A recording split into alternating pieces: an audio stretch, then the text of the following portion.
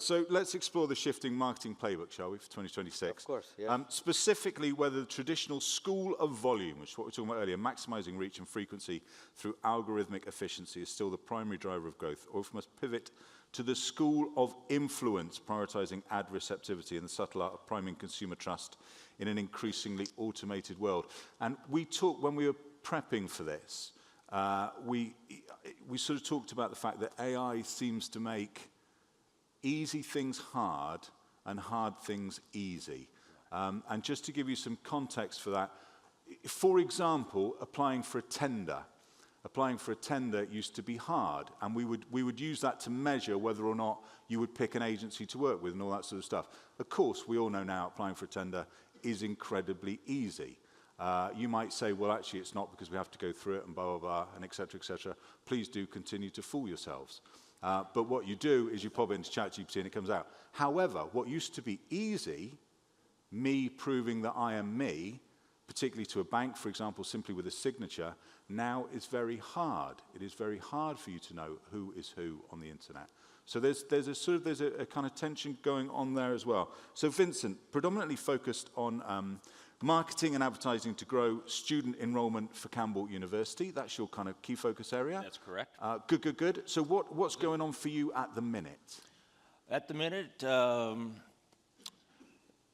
I'd like to give some context if I could. Yeah. So when I started 3 years ago, Campbell University had declining enrollment for 7 years, and COVID really exacerbated that situation.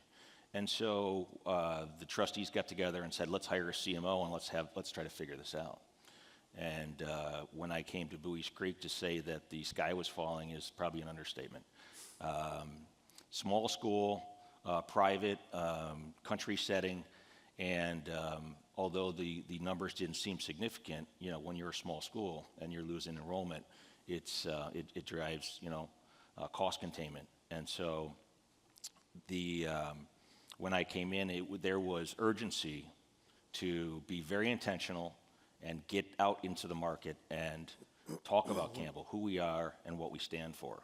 We had a very traditional model of enrollment, so traditional models of direct mail, email, it's your typical lead acquisition and nurture program.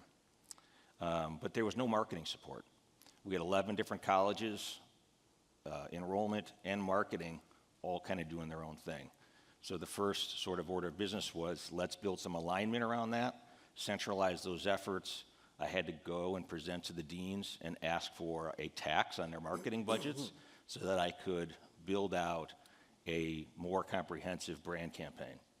And so, like we were talking about earlier, that the first year and a half of this, 2 years, it was really, I need eyeballs. I need as many eyeballs as I can get, volume, frequency, and the work was compelling enough where we were not only building brand awareness, but we were also building trust.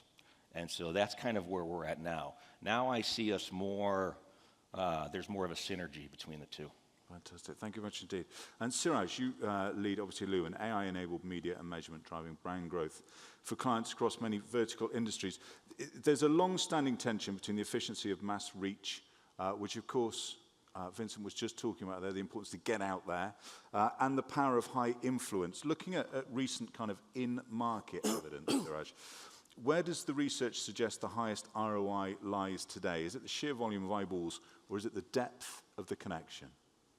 So this is a long-standing tension between reach and, let's say, influence, as you mentioned in the topic. Influence with a capital I, guys.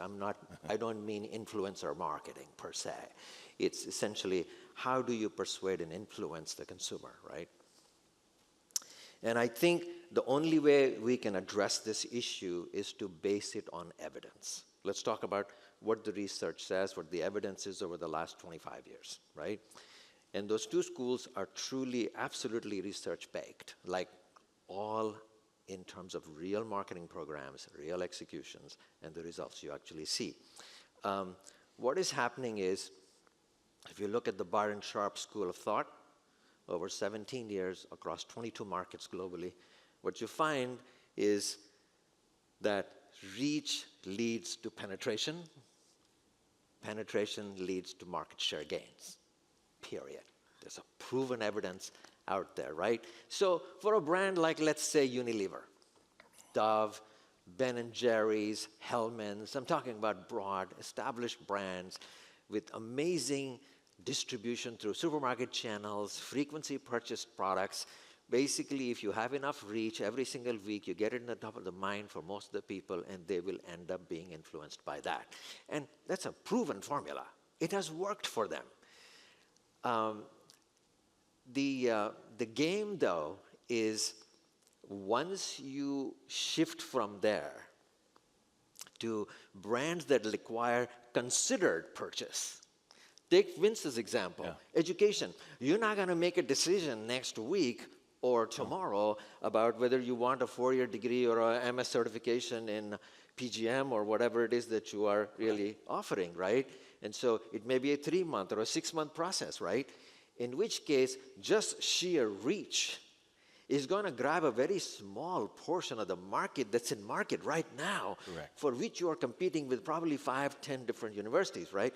And so there, I think the whole different school of thought, which is the WPP and Oxford University study over the past 5 years, released in December, frankly, it shows that, look, in a fragmented market, where media has tremendous fragmentation, attention spans are short, you really need to focus on where the consumer is going to be most receptive to your message. Absolutely. Is it in the right context? Is it in the right moment? Are you really able to get the attention and the trust that is necessary for that message to be absorbed and to be kept top of mind so that they would have a reason to want to consider you? Please. Yeah, and I say reaching them on their terms. Yes. Because we market to 16, 17, 18-year-old prospective students who have short attention spans, That's right. and I've got to reach them where they live, which is on their phone. At the same time, I also have to message to, and engage their parents. Same brand, same look, but the message is really about value and return on investment because they're the ones writing the check. Exactly. And I think the piece that was the most pronounced, having spent over 3 decades in marketing and advertising, I did not know the result they came up with in terms of how much pre-decision is already made before the active purchasing even starts. 85%, the number is 84% precisely, of the people have already made up their mind on the 1 or 2 or 3 brands that they're going to be shopping with long before they actually start into the purchase cycle. Yeah. Which means if they end up at your website, because they already made up their mind a long time ago that that's one of the brands they actively consider. And so what that means is the whole idea of the priming the pump becomes extremely important. It does. Way back when, in terms of 6 months, 8 months, year, maybe 2 years, right? And so the whole idea of the school of attention or influence is about, do I have their attention? Is the consumer receptive to it? Am I in the right touch points, which actually have unequal influence across the board, which means you need to know where it is that they would be most receptive to that message. All of that thing really factors in. So basically, that is the distinction. And they provide a lot of good case studies where it actually matters. And we've done a lot of our own studies at Illumin where we have the proof point that having the balance of some sort, Correct. where you have primed it, will actually make a huge difference. We have evidence from CVS, from United Healthcare, and a variety of other programs that we've actually done where we've actually seen real evidence of that. So that's the answer. I'm sorry it's a long-winded answer, but the thing is, in a crowd like this is the most skeptical crowd that is out there, Adam. And if you just pontificate and give your point of view, it's one man's point of view. What they are really looking for is there some established evidence to prove one or the other? The point is, I can't just say it depends, because that's also frustrating. What you have to know is your brand sufficiently established that you can get away with reach in a highly frequently purchased product? On the other hand, you've got niche products, narrow markets, your brand may not be as well known or whatever. You have a whole different strategy to play in terms of balancing how do you prime it before you approach with high volume frequency interaction. Correct. Because it may not matter much if you actually say, hey, I got financial aid for you, but I'm going to say, I'm not even in the market. I'm not considering a degree. That doesn't make any sense, right? That's correct. And so that's sort of where I'm coming from. Yeah. Does that make sense? Are you guys with me? Yeah? Okay, all right. What is working for you then? That feels like is the next question, Vincent. You know, it's tough to say. It's really tough to say. The nice part is, over the last 2.5 years, enrollment has increased year over year.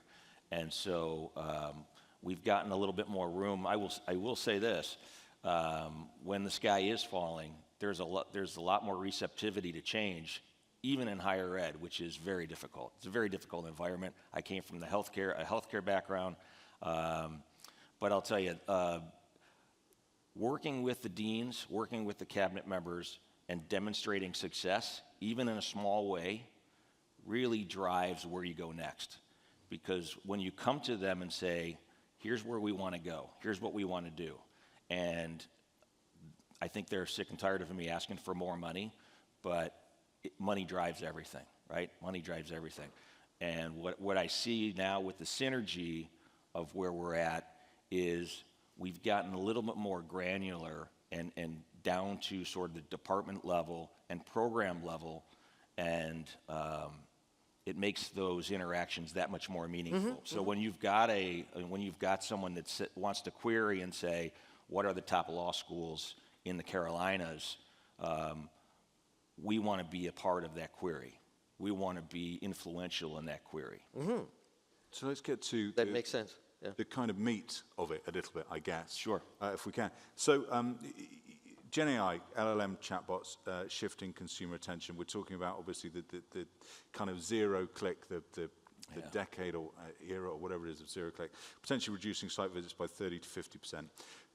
Do you view these tools then as a primary challenge or as a new opportunity, Vincent? I see both. Right now it's at a challenge stage, but I see opportunity. I don't see AI-assisted search and LLMs as a threat. I think it's a structural shift in how prospective students and their families are shopping for schools. And I think where we're at as an institution, this is an inflection point for us. And I think it's probably an inflection point for most of higher ed who are in this enrollment cliff struggle. And that is, I think the institutions that are going to do very well are going to have to look themselves in the mirror and be very honest about the materials they're producing, the messaging, but most importantly, their website. Our website is our most important brand asset, and we are tearing it down and rebuilding it. It has to have, more structure. It has to have more authority, right, and more credibility. And to get to those things, they're subtle, but we have to talk about faculty expertise. We have to talk about outcomes. We have to talk about success. So more videos of students who have done very well. And also talk about corporate partnerships in the Raleigh area so that when we're marketing to the parents and talking about career readiness, we're saying that investment that you're making in Johnny after 4 years, in his senior year, he will already be working up in Raleigh. He will have a job prepared for him so that when he graduates, that's the return. That's what they're all looking for. And that's kind of where we're at. May I add to that? Yeah, of course. I think the in the recent conversation, so we have spent a ton of time over the past decade with the higher ed education, both in terms of the traditional schools, which are the Georgetowns and the Harvards and Cornells and whatnot, but also the national universities and Grand Canyons and all of those, right? In the conversations I'm hearing to address that issue of zero clicks, I was also in that forum where we were talking about zero. Brothers was a great forum. I'm learning a lot from the perspective of the other people who are in there. The first thing is the general impact for brands in particular that I'm hearing repeatedly is a loss of traffic somewhere between 30 to 50%. Okay? That's a monumental loss in scale in terms of what is going to happen. Because Vince, as you just said, the website is what most of the higher education has relied on generally. It's the driver. As the place where you come and learn about our programs and see the videos about how exciting the whole thing is.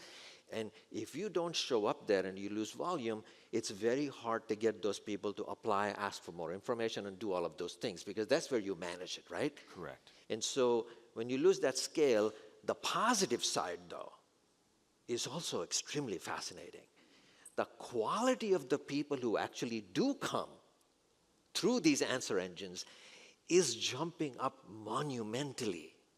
Like what I'm hearing from the schools is like, it used to be, 3 out of 10 who would actually apply. Now of the people who do in fact show up from there, like 7 out of 10 are actually highly qualified. And so the match rates are very good. So the real issue they're facing now is, how do I make up for the loss of scale? Quality is great, but how do I make up for the volume now and the scale, right? And so I think that's the challenge we're all facing. And the discussion we were having is actually gravitating in that direction. What are the strategies, to your point? Yeah. Structuring your information in a way that the answer engines actually recognize that, hey, Campbell is the place where it will find your purpose, so to speak, right? Absolutely. That's your brand, right? And I think if that's what you are able to accomplish, I think there is a place to go. Yeah, and in addition to that, as sort of the next phase, is the use of conversational recruitment tools. So AI agents. I started looking into that last year with our enrollment team, and it is just mind-boggling what they can do. It's 24/7 support. Of course.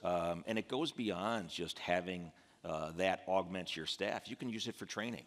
Enrollment staffs tend to be young. They tend to be a lot of turnover. And so Exactly. Having an AI agent that can also be a trainer is amazing. Amazing. I'm so glad you said it, because for a lot of universities out there, the yield loss, as it's called, for those of you who've been in the marketing sort of machinery about how you manage the whole marketing funnel, right? The yield loss is significant. If you are not able to really converse and be able to be available and so forth. And so I think that's where they lose it. So it's one thing to bring good, high quality volume, Yes. but also be able to handhold them to the end game. And those AI agents, when it's done well, they personalize the experience. Yes. They make it easier and faster to move through the process. Completely, yes. Yeah. Fantastic. And I think that's true for every brand, right? Correct. Where there is a considered purchase involved, you need to make sure that all that investment that's being made in terms of getting the volume is translating into something really positive and the ROI that you're always looking for, essentially, right? Well, let's focus on, all of that is good. Let's focus on how you stand out then. And if that is possible, in amongst what, because everyone has access to the same tools. So as algorithms, Seraj, like PMax, Meta Advantage, take more control of the creative layer, and with AI-generated content becoming the norm, how can brands maintain their distinct narrative? This is the key topic, guys, and I came here to learn more by having conversations with you. This is a big deal, by the way. And the gentleman over there who you referred to, who's talking about the speed to mediocrity, okay, this is the single biggest issue we all face, by the way. This is extremely important, right? And so let me talk about that. The PMaxes of the world, or all these engines that you may have heard of, really, if you're in marketing and you're doing anything to do with marketing out there in terms of reaching and so forth, you've heard the Zuckerberg comment, right? Hey, what's your goal and give me your money. I'll take care of the rest. That's what he's telling you. And frankly, he's delivering on that promise. So what are some of these big, large platforms today doing? Algorithms will give you reach if you're looking for and deliver on the objectives, right? So essentially, what are they doing? They are on the fly developing your audience personas. They are optimizing and bidding in less than 50 milliseconds. Optimizing allocations like crazy, right? And they can measure it, predict, and on-the-fly deliver incrementality. By the way, these captive platforms are not the only ones doing it. Illumin is doing it, Trade Desk is doing it, a variety of others who are outside of these closed gardens are also doing it, right? And so all of that is getting done. Here is the part that gets really, it should make you nervous. As they infringe on the creative layer, that is where you are going to have to build the moat. Yeah. Because who are you marketing to? The human or the machine? The machine doesn't care about the creativity. All of that other stuff is being dealt with by these large platforms. So how do you rise above to own what you're supposed to own, which is the human relationship, right? That's true. And so I think that's really where the distinguishing power is going to be. But I'm not going to leave you hanging there for a second. The point of this is you can't solve for reach and influence in the same environment. I don't care what the hell anybody is promising you. You should not believe that. Here's the reason for it. Extensive research in 22 countries we did with General Motors. We tried to package in creative and call to action messaging in there. It's a total disaster.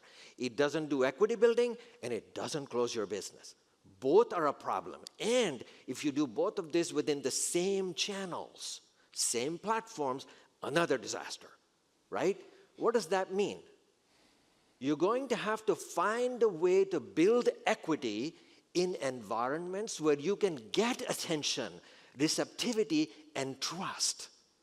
Control that. Don't hand that over to the platforms, right? And so keep that separate while you want to flow the volume and all of those, max advantage that you're really trying to get.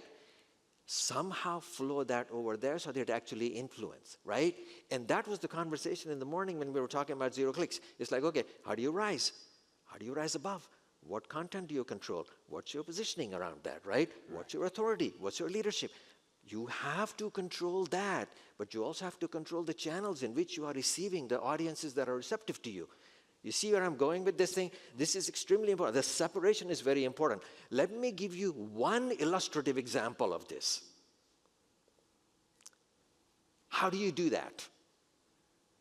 Well, sports marketing, big events, Olympics, brands are trying to take control of branding and equity in those environments because those are big cultural moments, right? Look at the Eli Lilly's message, core branding message that they actually ran during the Olympics. What did they say? Did anybody see that creative? Did anybody see that creative? No? Okay, let me tell you what they did. They aligned the athletes' behavior, the super athletes who actually show up as Olympians. What do? They're constantly experimenting. They're optimizing. They're trying this. They're trying that. They aligned their whole scientific method and drug development to what athletes do all the time. Wow. The athletes are scientists and vice versa. It was a fascinating branding message. What do you think would happen if you planted, oh, by the way, you can get Mounjaro, the GLP-1 for $300 a month, right on that message? What would happen? Absolute disaster, right? Because they were trying to get you with them so far, to think about your brand and who we really are, what we stand for, right? But all that other messaging, which is about, hey, sign up for GLP and all that can happen in other channels. So here's an example of what we did, right? And we've tested several of these messages. Everybody loves Meta. You guys, I know all of you spend money on Meta. And you should. It's a fascinating platform. It does all the stuff it does, right? But if you want to take control of your messaging and your branding and your equity, run it on OTT, streaming, sports programming, do all of that. But here is what we tested. Expose people to those messages and bridge those audiences into the walled garden social platforms like Facebook and Instagram. Does that make a difference? Should it make a difference? Anybody have a guess? Monumental difference. Pre-exposures in a brand-building equity environment, and you feed those people into a more performance-oriented environment, the behavior goes up by 30% plus. It's truly amazing. You have separated the equity building to actually getting them to do something. Bridge the two, and stuff happens. Wow. And I think this is where the bridges have to be built. This is the task of the marketer, finding the bridges for where you control the equity, to the question you asked, and where you take advantage of how these algos give you the power of reach and volume and conversion. You need to own both sides in a way to have some degree of control. That's pretty much it. There isn't that much all to be had. Does that answer your question? That does, and beautifully on time. Oh, really? Thank you very much indeed. Yeah, it's fantastic. And I get to meet with you later, and I can't wait. Vincent, Seraj, ladies and gentlemen, thank you very much indeed. Much appreciated.